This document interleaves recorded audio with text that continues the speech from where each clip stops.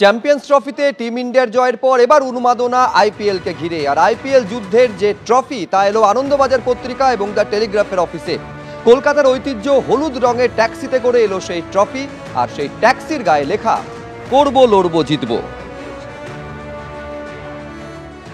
18তম IPL যুদ্ধের trophy এসে পৌঁছে গেল আনন্দবাজার দপ্তরের সামনে। ট্রফি থাকবে এখানে, টেলিগ্রাফ মিডিয়া পার্টনার। আর যে গাড়িতে এলো কলকাতার প্রতীক সে হলুদ ট্যাক্সি, করবো লড়বো জিতবো, তাদের সেই স্লোগান লেখা সেই ট্যাক্সিতে চেপে এলো সেই ট্রফি।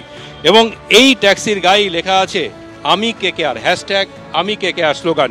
22 তারিখ এই 18তম আইপিএলের উদ্বোধন হবে ইডেন গার্ডেনে।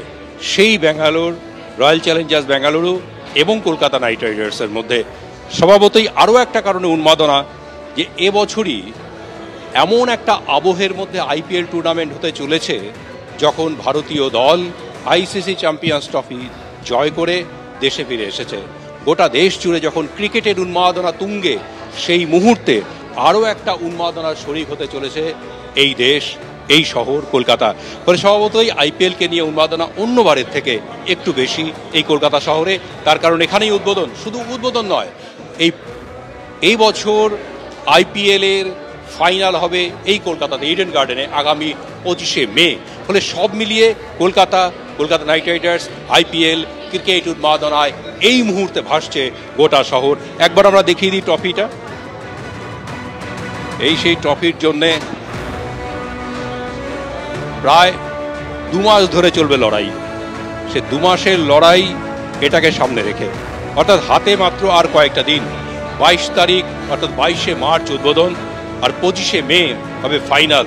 এর মাঝের সময়টুকু গোটা দেশ ভাসবে আইপিএল জ্বরে বা আইপিএল জোয়ারে। ক্যামেরায় অঞ্জন বিশ্বাসের সঙ্গে দীপক ঘোষ, এবিপি আনন্দ, কলকাতা।